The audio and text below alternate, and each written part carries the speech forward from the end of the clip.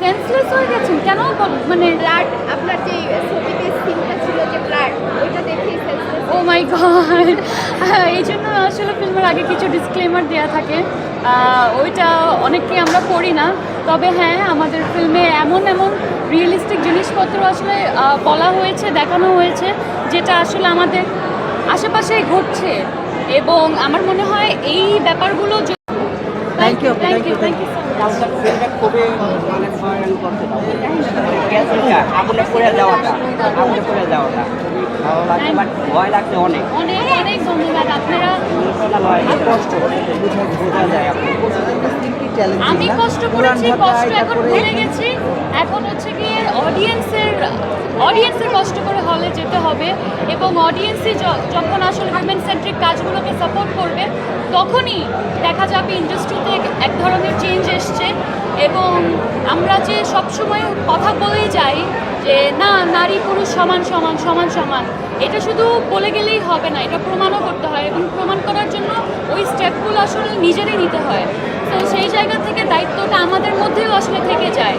আজকে চাইলে আসলে অনেক ধরনের ফিল্ম নিয়েই প্রেজেন্ট করতে জয়া আপু করতে পারতো, আমি করতে পারতাম, এবং আরও অনেকেই করতে পারতো। কিন্তু কেন সবাই এই ধরনের গল্প ভিত্তিক কাজ নিয়ে এসছে, মিনিংফুল কাজ নিয়ে এসছে? কারণ তার সোসাইটি, এটা এক ধরনের দায়িত্ব।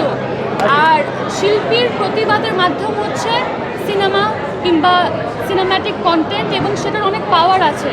তো আমরা আমাদের প্রতিবাদটা আসলে আমাদের আর্ট ফর্ম নিয়ে করে যাব, এবং সেটা কতটুকু জায়গা মতো পৌঁছে দেবেন, এটার দায়িত্ব দর্শকের।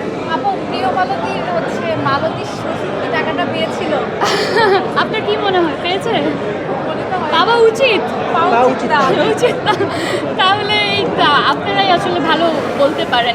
এই জিনিসগুলোই ভালো লাগে, আপনারা যে এত মনোযোগ দিয়ে কাজটা দেখেছেন, এবং আপনারা ভাবছেন যে টাকাটা তার পাওয়া উচিত কি উচিত না। যদিও একটু স্পয়লার হয়ে যায়, বাট তারপরও আমার মনে হয় এই ব্যাপারটাই আমরা চাই। আমরা অনেস্ট ফিডব্যাক চাই, এবং যে কোনো ক্যারেক্টার তখনই সফল হয় যখন হয় তাকে ভালোবাসবে, কিংবা তাকে ঘৃণা করবে, কিংবা তাকে অপছন্দ করবে। এই যে আপনি একজনকে অপছন্দ করেছেন, এটা আমার মনে হয় পাভেল ভাই, যিনি এই রোলটা করেছেন, তার জন্য অনেক বড় একটা পাওয়া। যদিও আসলে তার পাওয়ার আর বাকি নেই, he is the best, but তারপরেও আমার মনে হয় উনি ওনার জায়গা থেকে ওনার সর্বোচ্চটা দিয়েছেন, এবং সেই জন্য এই ধরনের ফিডব্যাক আসছে। Thank you.